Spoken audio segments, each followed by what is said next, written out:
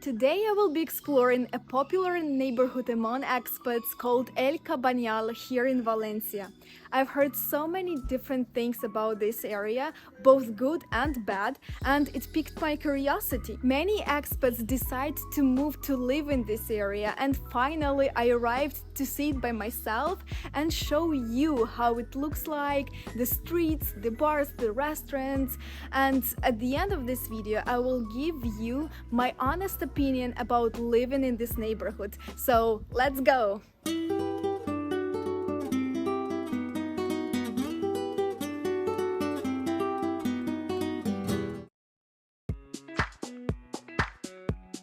El Cabanyal is situated right next to the sea and is part of Poblat's Maritimes district.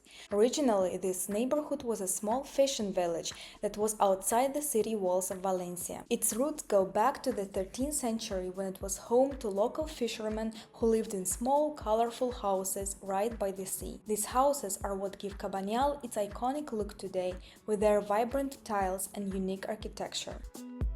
For centuries, this area had a strong community vibe, filled with generations of fishermen and their families. But things started to change in the late 19th and early 20th centuries, when the city began to grow. El Cabanyal became part of Valencia and slowly started transforming. In recent years, El Cabanyal has been at the center of controversy. The government had plans to tear down parts of the neighborhood to extend the city streets down to the beach. But locals fought back to preserve their homes and the area's history. Eventually, in 2018, it was declared to be now protected as a cultural heritage site. This has helped to save many of the old houses, but the neighborhood still faces challenges. On one hand, you have beautifully restored homes, trendy cafes, and some of the best seafood restaurants in Valencia. This place is very good for tapas. Casa Montaña. It's since 1836. This old tavern.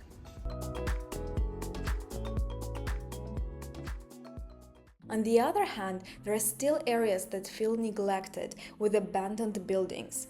El Cabanyal has earned a reputation for its more dangerous side, especially after dark.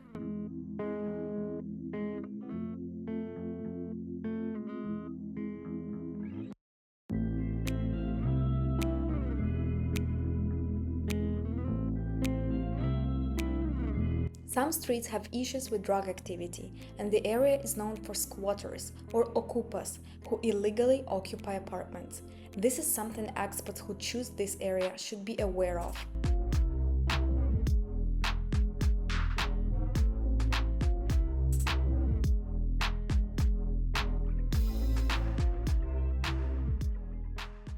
But it's not that bad after all. We enjoyed walking and admiring tiled houses, they're so eye-catching.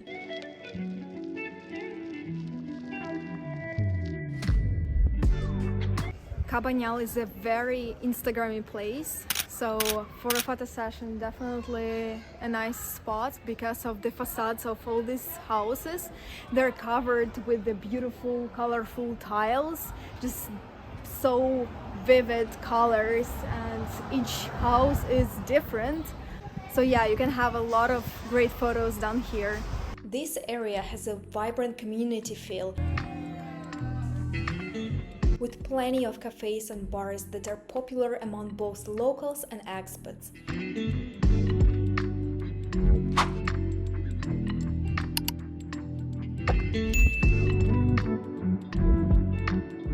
In one of which we decided to stop for lunch. This tapas bar is called Cabanita and is located not far from the beach. We were actually surprised to hear so many foreigners there. Guys from the UK, a couple from Netherlands, and girls behind us were from Germany. We ordered salad with jamon and small tapas fish with glass of wine. Everything was very delicious and we paid 28 euros for this quick bite.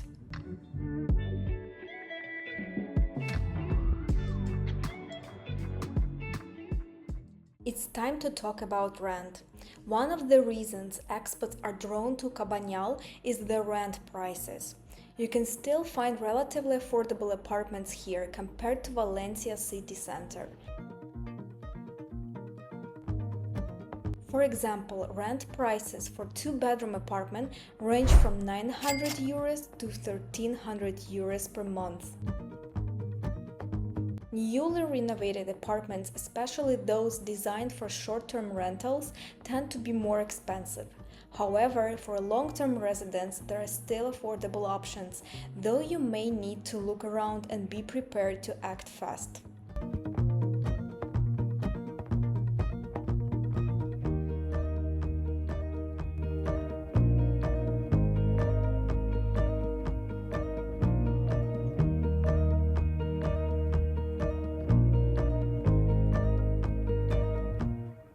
I was expecting to see dirty streets full of litter and stuff, but so far I don't see it.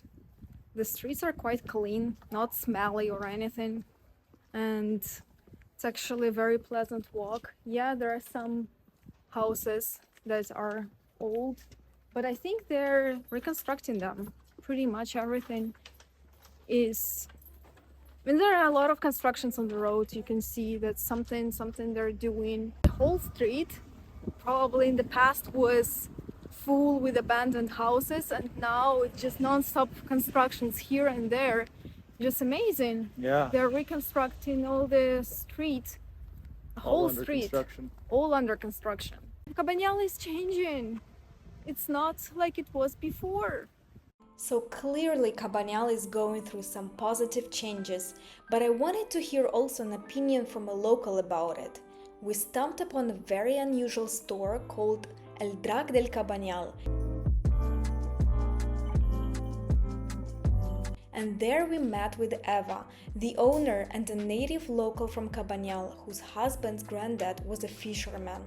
She was kind to answer all our questions, and she reassured us that Cabanyal is not as dangerous as it was in the past years.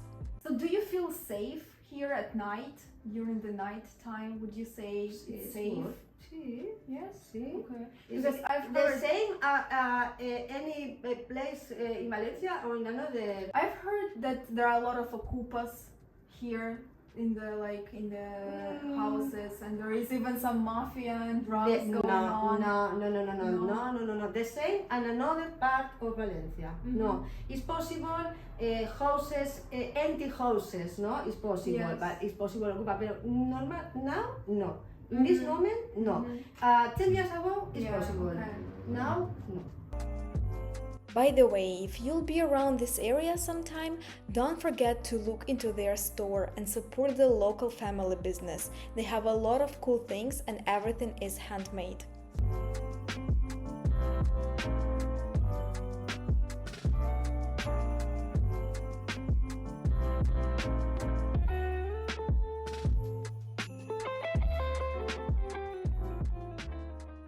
I imagined Cabanyal being a rough area with dirty streets and sketchy people, but what I encountered was a strong sense of community, kind people, beautiful architecture, delicious food and calming sea breeze. El Cabanyal is a neighborhood in transition. It's a mix of old and new, good and bad.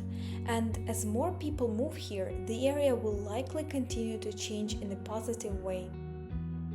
If you're considering El Cabanyal as your new home, my advice is first to visit, explore the streets yourself and see if it feels right for you. Don't forget to like this video, leave a comment and subscribe for more content about Valencia and Spain. See you next week. Hasta pronto!